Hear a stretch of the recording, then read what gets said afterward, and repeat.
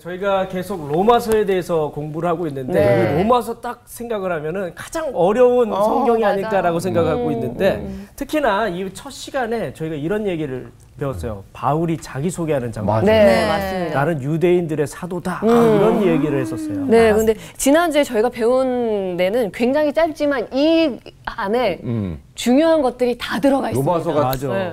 함축돼 있죠. 맞아요. 그리고 본인 자신을 하나님의 복음을 위해서 택함을 받은 사람이다라고 했잖아요. 네. 또 어떤 이야기가 있을지. 그러니까 지난주까지 1, 2강을 해서 오늘 3강째인데 네. 과연 어떤 이야기들이 쫙 펼쳐질지 네. 정말 궁금합니다. 네, 기대가 돼요. 3강입니다. 야, 무대 오세요. 안녕하세요. 네, 반갑습니다. 네. 너무 다들- 궁금해요, 목사님. 네, 궁금하시죠? 네. 다들 건강하게 잘 지내셨습니다. 네. 네. 들어오기 전에 여러분 대화 나누는 것을 엿들었는데 네. 오, 지난번 강의를 잘 이해하신 것 같아요. 진짜요? 네. 다행이다. 워낙 잘 가르쳐 주시니까. 이 로마서라고 한 책은 굉장히 어려운 책입니다. 네. 네. 그 사도 바울의 그 어떤 사상, 어떤 교리, 신학, 가장 성숙한 사도 바울 사상의 정수가 집약된 책이 로마서라고 할 수 있거든요. 네. 사실 바울 서신을 연구하는 전문 학자들도 혀를 내두르는 그런 어려운 책이 로마서예요. 저로서는 이 CBS 성서학당에서 여러분과 함께 로마서를 같이 공부하는 것이 비길 데 없는 영광인데 네. 저희가 한 가지 고민은 네, 고민은. 이 어려운 책을 네. 어떻게 알뜰하고 착실하게 공부할 수 있을까? 제가 쉽게라는 말을 쓰지 않았어요. 네, 알뜰하고 착실하게. 제가 강의하는 내용을 잘 이해하시고 네. 알뜰하고 착실하게 네. 네. 우리 로마서를 공부하는 그런 시간이 되었으면 합니다. 네. 오늘 수업 로마서 3강 빚진 자. 중세 시대의 베네딕트 수도원에서 네. 수도사들이 그 활용하던 성경 연구 방법이거든요. 그것을 오늘 먼저 여러분 전수를 저희들에게 기대가 됩니다. 네. 소개를 하려고 가야만 하니까 할 수 있는 그러니까요. 네. 이거는 단순히 로마서뿐만 아니라 창세기부터 요한계시록까지 66권 성경을 읽을 때 네. 여러분 활용하면 굉장히 좋을 거예요. 네. 자, 이 방법은 렉시오 디비나라고 하는 그런 방법이에요. 라틴어인데 렉시오라고 하는 말은 읽는다는 말이고 디비나라고 하는 말은 거룩한 그런 뜻이거든요. 그러니까 거룩한 독서. 이제 한문으로 얘기하면 성독, 거룩한 독서. 하나님 말씀은 어떤 소설책을 읽거나 문학책, 역사책을 읽는 것과는 좀 달라야 되겠죠. 그렇죠. 왜냐하면 하나님의 호흡이 여기 들어가 있고 숨결이 들어가 있고 성령으로 기록된 책이기 때문에 거룩한 마음으로 읽어야 될 거예요. 네. 자, 그러면 이 거룩한 독서 방법은 5가지 단계로 이루어지거든요. 네. 첫째는 읽기. 읽기. 렉시오라고 하는데요. 하나님 말씀을 잘 읽어야 됩니다. 이게 공부하는 거죠. 읽는다는 것이. 네. 그래서 주어진 본문, 오늘 이제 로마서 1장 8절로부터 15절을 우리가 읽어 나갈 터인데, 찬찬히 소리내서 읽어야 돼요. 소리내서. 그냥 이렇게 읽는 것보다는 찬찬히 소리내서 읽게 되면 성경에는 리듬이 있거든요. 운율이 있기 때문에 확실히 소리내서 읽게 되면 그 감흥이 좀 다르게 느껴질 거예요. 첫째는 읽어야 됩니다. 네. 렉시오. 네. 찬찬히 소리내서 읽어야 됩니다. 정독해서. 자, 두 번째는 묵상하기. 메디타치오 그렇게 말을 하는데요. 메디테이션이라고 하는 말이 여기서부터 온 거예요. 그래서 말씀을 찬찬히 소리내서 읽다 보면 어떤 구절, 어떤 단어가 유난히 내 마음속에 와닿는 게 있잖아요.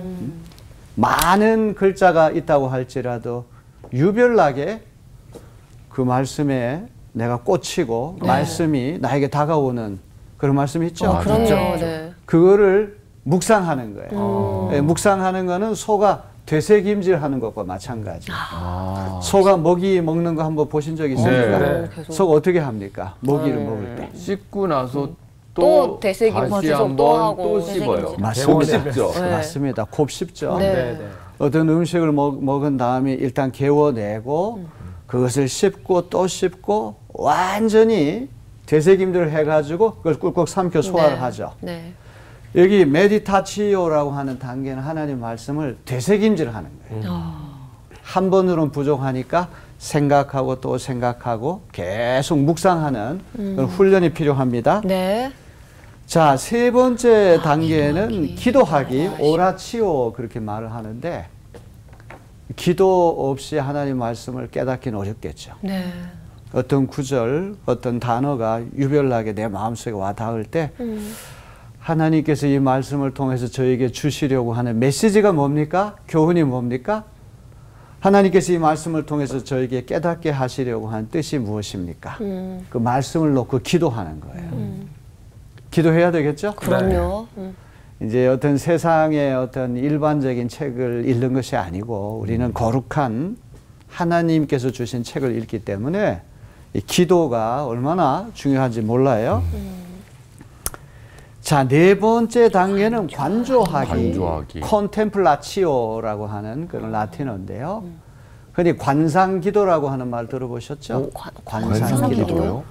이제 옛날 수도원에서 수도 생활하는 은수사, 그 홀로 이렇게 고립돼서 수도 생활하는 분들이 토굴 속에 들어가가지고 네. 해골을 앞에다가 놓고 그것을 바라보면서 기도했다고 그러죠. 이제 해골을 이렇게 바라볼 때, 야, 나도 언젠가는 세상을 떠날 거고 이렇게 될 터인데 세상에 묻은 욕심 같은 게 다 소멸되는 거예요. 관조한다고 하는 말, 관상, 보면서 생각한다는 말은 이 저녁 노을이 이렇게 지게 될 때 너무 아름답죠. 네. 그것을 물끄러미 이렇게 바라다 보면 자기도 모르게 그 저녁 노을하고 일체감을 느낄 수 있잖아요. 자연의 한 부분이 되고 참 아름답다 몰입이 돼가지고 일체감 느낄 수 있죠. 네. 그렇죠. 네. 그래서 이 콘템플라치오, 이 관조한다고 하는 거는 하나님 말씀을 깊이 묵상하고 기도하다 보니까 하나님과 내가 말씀을 통해서 하나가 되는 체험을 하는 거예요. 처음에는 내가 하나님 말씀 읽었는데 2단계까지 오면 하나님께서 하나님 말씀이 나를 읽는 내가 읽는 말씀이었는데 이제 하나님 말씀이 나를 읽어가지고 말씀과 나 또 하나님과 내가 하나가 되는 체험을 하는 거. 이게 관조하기 콘템플라치오라고 하는 거예요. 네. 자, 맨 마지막 다섯 번째는 대개 이제 수도원에서는 네 번째로 그치는데 이 다섯 번째도 필요해요. 오페라치오라고 하는 말인데요. 오퍼레이션이라고 하는 말. 어떤 작동, 작용, 실천을 얘기하는 것이죠. 네. 하나님 말씀을 잘 깨닫고 은혜 받았고 또 하나님과 일치되는 체험을 했다고 하면 이제는 그 말씀대로 살아내는 그런 일이 필요하죠. 네. 말씀대로 살아내는 실천이 없으면 행함이 없는 믿음은 죽은 믿음이라고 했으니까 네. 말씀대로 우리 삶을 살아내는 그런 과정이 필요한 거예요. 이제 처음 여러분 이 말씀을 들었으면 이제 외우기가 쉽지 않은데 이 다섯 가지 단계 첫 번째는 뭐예요? 읽기. 두 번째는 묵상하기. 세 번째는 기도하기. 네 번째는 관조하기. 다섯 번째는 실천하기. 아주 좋습니다. 이 다섯 단계를 거쳐가지고 우리 로마서를 함께 공부하는 그런 시간 됐으면 좋겠어요. 네. 자, 이 렉시오 디비나라고 하는 거는 성경하고 성경 본문하고 독자가 만나는 과정이다. 하나님 말씀이라고 하는 게 하나님 영이 감화 감동이 돼서 기록된 책이기 때문에 동일한 성령의 은혜 안에 있을 때 하나님 말씀이 새롭게 우리에게 와닿겠죠. 그래서 성령의 감화 감동으로 성경이 기록됐기 때문에 이 성경이 또 독자들과 서로 왔다 갔다 교환하는 이것도 성령께서 하시는 일이죠. 성령과 성경 본문과 독자가 서로 만나는 과정이 렉시오 디비나다. 성령의 감화 감동으로 성경이 기록됐고 또 독자가 하나님 말씀을 읽는 가운데 성령의 능력 안에 있게 되면 그 성령의 능력으로 기록된 하나님 말씀이 깨우쳐지고 또 그 말씀의 능력에 사로잡혀서 이제 놀라운 변화가 일어날 수가 있겠죠. 네. 그래서 우리 1강 시간에 제가 로마서가 책 중에 책이고 세계에서 제일 위대한 서신이라고 말씀드렸잖아요. 네. 어거스틴이 로마서 말씀 읽다가 밀란에서 회심했다는 이야기 네. 기억납니까? 네. 마틴 루터가 1517년 종교개혁을 할 때 로마서를 집중적으로 연구하다가 로마서 말씀을 통해 종교개혁의 원리를 발견했다. 1738년 5월 24일 존 웨슬리 선생이 올더스게이트라고 하는 작은 거리에서 모라비안 교도들이 모여 집회를 여는데 어떤 사람이 루터의 로마서 주석 소문을 읽는 것을 듣고 이상하게 마음이 뜨거워졌다. 기억나십니까? 네. 전부 다 말씀을 통해 가지고 그들의 삶이 변화됐잖아요. 네. 그래서 우리가 앞으로 이제 로마서를 함께 읽어 나갈 때 이런 큰 은혜를 받고 삶의 변화가 일어나는 그런 체험이 우리에게 있었으면 좋겠습니다. 네. 네.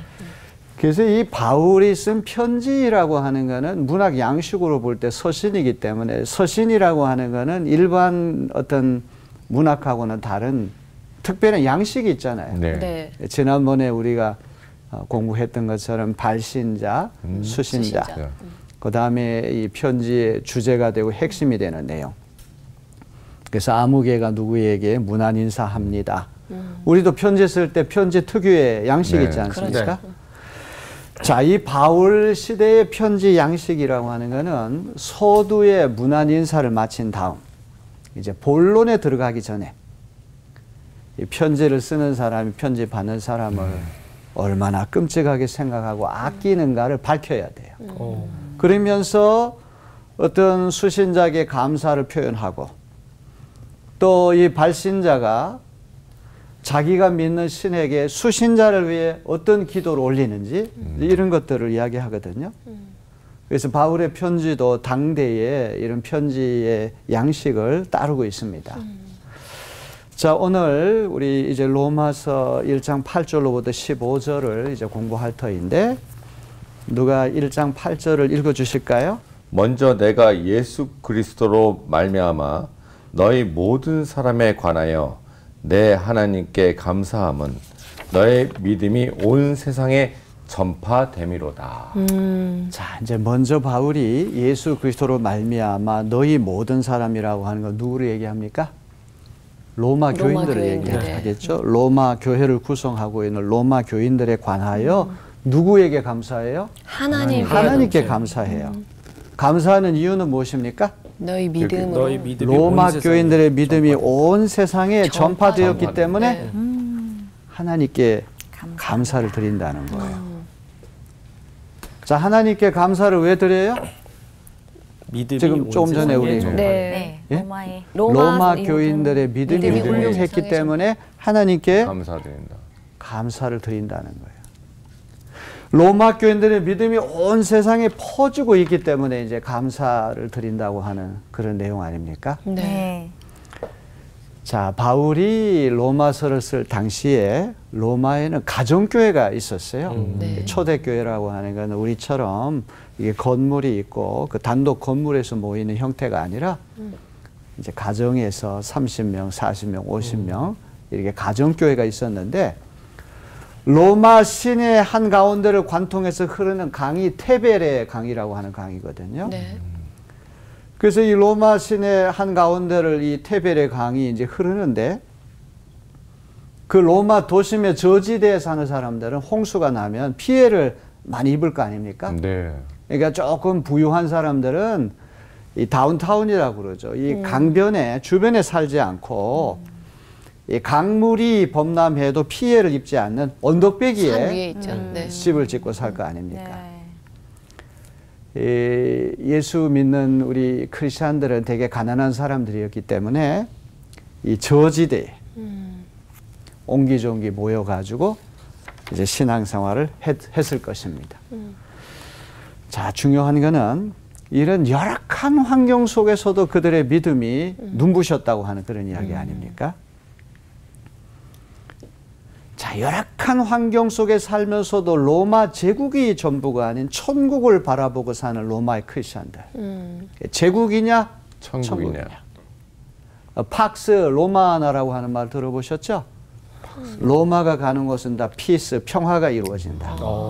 팍스 로마나라고 하는 그런 유명한 말이 있는데 로마 제국이라고 한 나라는 일찍이 볼 수 없는 최대의 제국 아닙니까? 그렇죠. 어마어마한 제국인데 그 제국의 가난한 사람들이 그 언덕비기에 화려한 집을 짓고 사는 것도 아니고 그 도심의 한 가운데 아주 옹기종기 열악한 환경 속에 사는 사람들이 우리 눈에 보이는 로마 제국이 전부가 아니라 천국이 있습니다. 이런 믿음이라고 하는 아무나 가질 수가 없는 것이죠. 네. 그 로마 크리스찬들의 그런 믿음이 많은 사람들에게 전파됐다는 거예요. 그 다음에 이제 로마 황제를 우리가 가이사 그렇게 말을 네. 하죠. 네. 가이사의 것은 가이사에게, 네. 하나님의 것은 하나님에게. 이 세금 바치는 문제 때문에 예수님이 그런 말씀 하셨는데 네. 사실 가이사라고 하는 말은 카이사르라고 하는 말이 더 정확한 발음이에요. 로마 황제를 카이사르라고 얘기를 하는데 그 제국에 사는 사람들은 이 시저 가이사 카이사르가 하나님의 아들이라고 생각합니다. 인간을 신격화 시켜가지고 황제가 하나님의 아들이라고 고백하는 그 시대에 나사렛 예수가 하나님의 아들입니다. 이렇게 고백한다고 하는 건 상당히 용기가 있고 네, 용기가 대단하네요. 순교를 각오한 신앙이랍니다. 죽음을 각오하고 이게 복음이라고 하는 말에 유앙겔리온이라고 하는 말, 굿뉴스, 네. 좋은 소식, 기쁜 소식인데 사실 이 유앙겔리온이라고 하는 말은 로마 황제와 관계된 거는 다 좋은 소식이거든요. 황제가 될 황태자가 태어나는 거, 즉위식도 좋은 소식이고 전쟁에 나가 승리했다고 하는 것도 좋은 소식인데 이게 이제는 전부 다 예수 그리스도와 관계된 것은 유앙겔리온, 복된 소식, 기쁜 소식이 됐다는 거. 자, 이런 것들이 참 쉬운 것이 아니거든요. 그렇죠. 이제 이렇게 신앙생활을 하는 이야기들이 사람들에게 점점 퍼져나가서 한 번도 로마를 방문한 적이 없는 바울의 바울에게. 귀전까지 들려오게 되는 거예요. 그래서 바울이 하나님께 감사한다. 그렇게 고백을 하고 있는 것입니다. 자, 바울 시대의 로마 인구는 한 100만 명 이상 정도가 되었을 것이다. 이렇게 추측을 하는데요. 그 로마 시내의 가난한 곳에 이렇게 운집하고 있었던 크리스찬의 숫자는 한 100명 정도 되었을 것이다. 이렇게 생각하거든요. 그러니까 100만 명에 100명이면 퍼센티지로 얘기하면 몇 퍼센트예요? 100대 1인가요? 100대 1? 0.01%밖에 안 되는 거예요. 아주 작은 마이너리티, 아주 소수에 불과하거든요. 근데 소금이라고 하는 게 얼마 되지 않아도 그 염도 때문에 소금이 짜게. 들어가게 되면 물이 짜게 되잖아요. 네. 0.01%밖에 되지 않지만 이들의 신앙이 워낙 탁월했기 때문에 이제 바울의 귀전까지 이 소식이 들려서 하나님께 감사한다 이런 고백을 해요. 2000년 전 그 시대는 텔레비전도 없었고 라디오도 없었고 인터넷도 없었고 이렇게 어떤 오늘날 매스컴이라고 하는 전혀 없는 시대에 어떻게 이 로마 교인들의 아름다운 신앙이 바울의 귀전까지 들려왔을까? 입소문이죠. 그러니까요. 입소문. 발 없는 말이 천리를 천리 간다. 간다. 그래서 여러분 우리의 신앙이라고 하는 거는 향기와 같아. 향기는 아무리 뚜껑으로 이게 닫아도 계속 냄새를 막을 네, 길이 맞아요. 없잖아요. 네. 그죠? 그래서 우리가 전도할 때 노방 전도할 때 이 전도지 가지고 이렇게 나누어지는데 최고의 전도지는 무엇입니까? 최고의 전도지. 우리의 얼굴이 최고의 전도지. 저는 예수 믿고 향기 나는 우리의 모습. 물티슈로 생각하는데요. 우리의 삶, 우리의 변화된 삶. 그게 이런 것들이 세상 사람들에게 알려질 때, 야, 예수 믿는 사람은 우리하고는 다르구나. 이런 어떤 로마 교인들의 그 신앙이 워낙 탁월했기 때문에 그 소문이라는 것이 삽시간에 번져가고 이제 바울이 거기에 대해서 감사한다는 그런 이야기를 하고 있거든요. 그러면은 결국에 이 바울도 이 한 100여 명 되는 사람들을 위해서 지금 편지를 쓴 거네요. 결국에. 그렇습니다. 네. 자, 100여 명이든 1000명이든 10,000명이든 네. 그 숫자가 중요한 게 아니죠. 그렇죠? 네, 양이 중요한 것이 아니라 한 사람만 있어도 바울이 편지를 썼겠죠. 자, 이제 1장 9절로 넘어갑니다. 1장 9절 한번 누가 읽어보실까요? 네, 로마서 1장 9절. 내가 그의 아들의 복음 안에서 내 심령으로 섬기는 하나님이 나의 증인이 되시거니와 항상 내 기도에 쉬지 않고 너희를 말하며. 자, 바울이 이번에는 그런 얘기를 합니다. 내가 그의 아들의 복음, 복음이라고 하는 건 항상 하나님의 복음, 그리스도의 복음이죠. 네. 내 심령으로 섬기는 하나님이 나의 증인이 되시거니와 항상 내 기도에 쉬지 않고 너희를 말하며. 바울이 로마인들을 위해 얼마나 간절히 중보 기도를 하고 있는지를 강조하고자 하나님을 증인으로 내세우고 있는 것입니다. 하나님을 증인으로 내세운다고 하는 건 내가 하려고 하는 말은 진짜다, 참이다. 일종의 맹세와 같은 수사법이라고 할 수가 있거든요. 자, 중보 기도를 이제 로마 교회를 위해서 계속 하는데 이 대충 하다가 그만두는 것이 아니라 쉬지 않고 한다고 돼 있잖아요. 네. 자, 쉬지 않고라고 하는 말은 자주, 규칙적으로 이제 이런 의미를 갖고 있다고 그래요. 네. 계속해서 쉬지 않고 중단하지 않고 기도한다고 하는 것은 자주, 규칙적으로. 이제 우리의 기도가 쉬지 않고 하는 기도가 되기 위해서는 어떻게 해야 되겠어요? 자주 하는 기도. 규칙적으로. 그리고 규칙적으로 하는 기도. 이것이 쉬지 않고 하는 기도예요. 네. 자, 그러면 로마 교인들을 위해 사도 바울이 자주 규칙적으로 기도한 이유는 무엇일까요? 우리 10절을 한번 누가 읽어보실까요? 네. 어떻게 하든지 이제 하나님의 뜻 안에서 너희에게로 나아갈 좋은 길 얻기를 구하노라.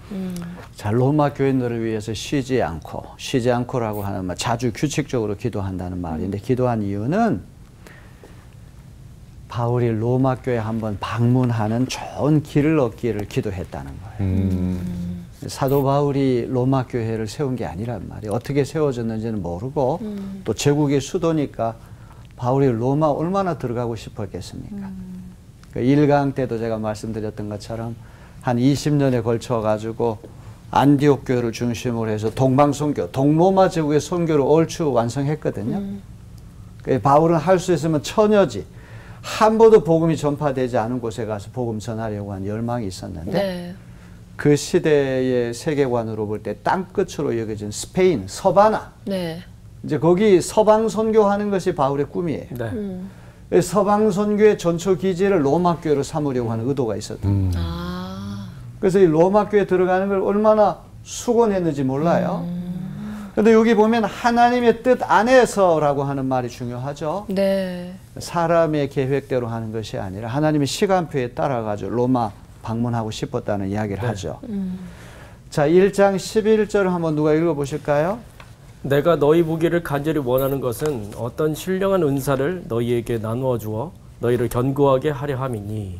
네, 여기 바울이 로마를 방문하려고 하는 하나의 이유를 여기서 밝히고 있는데 보기를 간절히 원한다고 하는 말은 방문하는 것을 간절히 이제 고대했다는 그런 말이죠. 네. 근데 여기 보면 어떤 신령한 은사라고 하는 말이 나와요. 어떤 신령한 은사. 고린도전서 공부할 때 이 신령한 은사에 대한 이야기 우리 많이 배웠죠. 고린도전서 그 12장에 보면 은사 목록도 나오고 은사에 대한 유명한 얘기 나오죠. 카리스마, 푸뉴마티콘이라고 하는 것인데 들어있어요. 하나님이 선물로 주시는 어떤 초자연적인 은사는 어떤 게 있습니까? 방언하는 은사, 병 고치는 은사, 또 예언하는 은사, 예언하는 은사, 통역 이제 방언 통역하는 은사. 네. 이제 이런 것들이 어떤 초자연적인 그런 은사인데 지금 바울이 얘기하는 이 신령한 은사는 이런 게 아닌 것 같아요. 그러니까요. 어떤 하나님이 선물로 주시는 초자연적인 그런 것이 아니라 이건 어떤 가르침, 권면, 영적인 통찰력. 한마디로 로마 교인들을 질적으로도 성숙하게 만들 수 있는 일반 은사. 그러니까 우리의 신령한 은사 그러면 꼭 하나님이 선물로 주시는 초자연적인 그런 은사만이 아니라 이런 일반적인 은사. 바울이 가서 로마 교인들 교제하면서 하나님 말씀을 잘 풀어줘가지고 그들이 질적으로도 성숙하면 그것도 은사 때문에 가능한 것이죠. 그렇죠. 네. 그 이야기를 여기서 하고 있습니다. 그러니까 로마 교인들을 견고하게 세워지는 일을 하기 위해 로마 교회를 방문하고 싶다는 거예요. 믿음을 강하게 해주고 성숙하게 해줄 수 있는 일이라면 바울이 무엇이든지 돕고 섬기겠다. 이제 이런 말씀을 하거든요.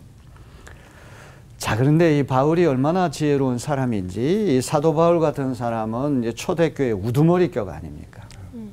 피라미드 사회로 얘기하면 제일 꼭대기 정점에 있는 사람이니까 이제 로마 교회에다가 뭔가를 이게 준다 그러면 일방적인 관계. 내가 훨씬 더 너희들보다 위대하니까 너희들은 내 말 들어야 된다. 이게 훈수하듯이 권위적으로. 그런 어떤 권위적인 그런 이야기가 될 것 같으니까 그 다음에 자, 내가 얘기하려고 하는 거는 일방적인 게 아니라 mutual enrichment, 영어로 쌍방이 다 풍성하게 되는 거. 나도 이 로마 교회에 뭔가를 줄 게 있고 로마 교인들도 나에게 뭔가를 줄 수 있다. 상호 대등성의 원리, 이것들을 겸손히 인정하거든요. 자, 1장 12절 한번 누가 읽어보실까요? 네. 이는 곧 내가 너희 가운데서 너희와 나의 믿음으로 말미암아 피차 안위함을 얻으려 함이라. 피차 안위함이라고 하는 이 말이 쌍방. 일방적인 관계가 아니라 네.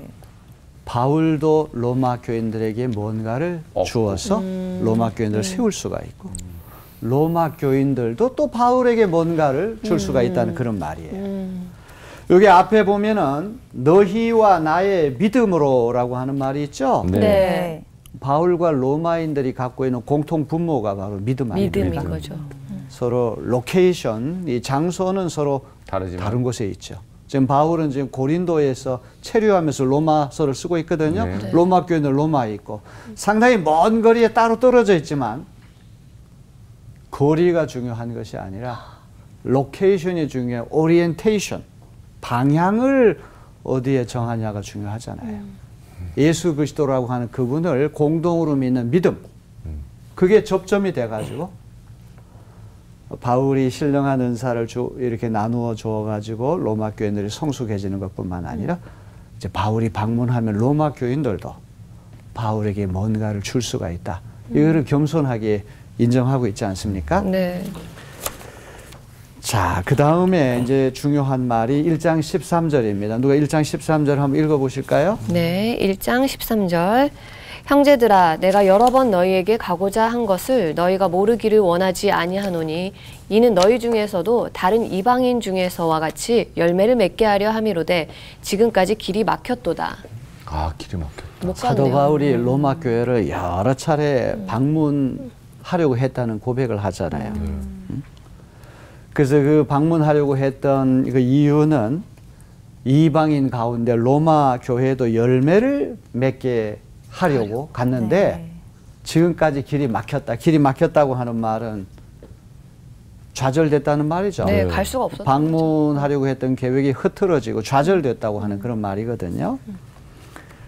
자, 여기서 열매를 맺는다고 하는 말. 여기 참 아주 중요한 말이에요. 열매를 맺는다는 말을 듣고서는 어떤 생각이 납니까? 어떤 뜻으로 이야기를 했을까요? 그러니까 바울과 로마 교회 교인들과 만나면 일종의 시너지, 열매를 맺을 수 있는, 땅과 나무가 만나서 열매를 맺듯이 그런 시너지를 내지 않을까. 그러니까 다른 사람들을 전도할 수 있지 않을까. 네. 이런. 맞아요. 아주 좋습니다. 네, 시너지 효과라고 하는 말. 사도 바울 같은 아주 훌륭한 사도가 로마 교회에 가가지고 말씀을 전하고 또 로마 교인들 믿음도 훌륭하니까 양쪽에 서로 만나가지고 전도의 열매, 인격의 열매, 풍성한 어떤 열매가 나타날 것이다. 아주 좋은 해석이에요. 뭐 전도의 열매도 있겠지만 바울과 만나서 뭐 성경 공부도 할 수 있고 뭐 더 기도도 할 수 있게 된다면은 로마 교인의 믿음이 조금 더 깊어지지 않을까. 믿음의 또 깊은 열매가 그러네요. 생기지 않을까. 그렇습니다. 열매라고 하는 말은 좋은 나무가 될 때 좋은 열매가 나오잖아요. 네. 예수님도 선한 나무가 선한 열매를 맺는 선목 선실. 열매를 보면 이게 나무가 좋은 나무인지 아닌지 알 수 있잖아요. 네. 포도 열매는 포도나무에서 나고 무화과 열매는 무화과 나무에서 나듯이 이 존재라고 하는 게 우리 행위를 이제 결정하는 건데, 자, 열매를 맺는다고 하는 건 영적으로 성장하고 또 질적으로 성숙해 나가는 그 모든 걸 얘기하겠죠. 이제 전도 열심히 해가지고 교인들로 하나 둘 더 이렇게 늘어나고 또 예수 믿는 사람이 훈련을 잘 받아가지고 아주 성숙한 주님의 제자로 자라나는 거. 이게 다 열매에 해당이 될 거예요. 네. 자, 그렇다면 왜 지금까지 로마로 가는 길들이 막혔을까요? 하나님의 때가 아니니까. 네. 그냥 대답이 즉각적으로 나오니까 제가 조금 맞아요? 맞아요? 맞아요? 맞아요? 맞나? 예, 제가 얘기하려고 하는 건 그거였는데 아니요. 예, 다른 쪽으로 왜 길이 막혔을까요? 차가 막혀서요. 예, 뭐 저 교통편이 좋지 않았고 방해하는 사람도 많이 예, 있었고. 방해하는 사람도 많았고 또 자기가 또 가보려고 그랬는데 다른 일들이 막 생겨나가지고 못 가고 그리고 그럴 수 뭐 있잖아요. 로마 제국이 워낙 번성할 때니까 눈치를 봤을 수도 있고. 네, 그럴 수도 있고 여러 가지 어떤 인간적인 그런 사유가 있었을 거예요. 네. 그렇게 가고 싶었던 그 로마 행이 좌절될 때 인간적으로 좌절감을 느낄 수 있잖아요. 있죠. 그런데 자, 인간적으로 우리가 계산하면 그런 여러 가지 사유가 있겠지만 궁극적으로는 아직 하나님의 때가 하나님의 시간이 이르지 않았기 때문에 가지 못하게 된 거예요. 잘 기다렸네요, 바울이. 그렇습니다. 네. 왜냐하면 자기 인간의 시간 계획표대로 하다 보면은 하나님 뜻이 아닌데 급하게 가다가 일을 그르칠 수가 있잖아요. 이 바울은 자기의 뜻이 아니라 하나님의 뜻에 따라 움직이고 하나님의 시간 계획표에 따라 움직이는 사람이다. 이제 이것이 아주 중요합니다. 자, 이렇게 번번이 로마 행이 좌절되는 아픔이 있었지만 그 바울이 언제나 불타는 소원이 하나 있다는 그런 얘기를 하거든요. 그 소원이 오늘 1장 14절 15절에 그대로 나타납니다. 그래서 오늘 우리 말씀에서 제일 중요한 이제 핵심이 1장 14절 15절이에요. 네. 또 이 말씀을 관조하면서 하나님 만나고 또 이 말씀을 우리 삶에서 실천해내는 그런 시간 되면 좋겠는데 여기서 중요한 말이 다 내가 빚진 자. 빚진 자. 이제 요거를 한번 우리가 집중적으로 생각해보는 시간 됐으면 좋겠어요. 네. 헬라인이나 야만인이나 헬라 사람들은 철학이 발달되니까 아주 지성적으로 교육 수준이 높은 사람들이에요. 글자를 모르는 문맹인들, 야만인. 그다음 지혜 있는 자는 어리석은 자나 어떤 인종적으로 어떤 교육 수준이나 문화 수준 이제 양극의 양극단적인 사람들을 다 이렇게 얘기하는 건 모든 사람 다 포괄한다는 얘기예요. 이제 이 얘기는 지구상에 거하는 모든 사람들에게 다 내가 빚진 자라. 그러므로 나는 할 수 있는 대로 로마에 있는 너희에게도 복음 전하기를 원하노라. 이렇게 말씀하잖아요. 고린도전서 9장 16절에 보면 사도 바울이 이런 말씀을 합니다. 내가 복음을 전할지라도 자랑할 것이 없으면 내가 부득불할 일임이라. 만일 복음을 전하지 아니하면 내게 화가 있을 것이로다. 자, 복음 전도자를 빚진 자 이렇게 표현한 것을 우리가 잘 한번 깊이 생각을 해봐야 돼요. 헬라인이나 야만인이나 지혜 있는 자나 어리석은 자나 양극단을 들어가지고 말하는 수사학적 표현 방법인데 이 복음이라고 하는 국경이나 인종이나 언어나 문화나 종교나 지위나 직업이나 관계없이 전 세계 모든 민족에게 전파돼야 된다. 자, 그러면 이제 중요한 것이 은혜는 하나님으로 받았는데 왜 빚은 사람들에게 졌을까요? 하나님이 자격이 없는 바울을 사도로 삼아 주셨잖아요. 그 은혜를 하나님께 받았기 때문에 하나님께 빚을 진 셈인데 왜 사람들에게 빚을 졌다고 말을 할까요? 복음은 사람이 전달을 한 거니까 그 사람에 대해서 빚을 진 게 아닐까요? 은혜라는 거는 거저 주는 선물이잖아요. 네. 내가 자격이 있고 공로가 있어가지고 거기에 대한 대가로 주는 기브 앤 테이크 물물 교환이 아니야. 그렇죠. 사도 바울은 적그리스도적인 사람 아니에요? 그리스도를 반대하고 그리스도교를 믿는 사람들을 핍박했던 사람인데 네. 그런 사람을 사도로 선택한 건 이건 하나님의 은혜죠. 네. 값없이 선물로 받았어요. 그래서 바울이 그 은혜 받았다고 다시 하나님께 갚으면 그건 은혜가 아니죠. 그러네요. 그죠? 하나님의 은혜를 받은 우리는 우리 받은 하나님의 은혜를 다른 사람에게 흘려보내야 되는 것이죠. 그래서 하나님으로부터 받은 은혜를 다른 사람에게 흘려보내는 가장 좋은 방법은 복음을 모르는 사람에게 빚진 자의 심정이 돼가지고 복음 전파하는 것. 그것보다 더 아름다운 것은 없어요. 네.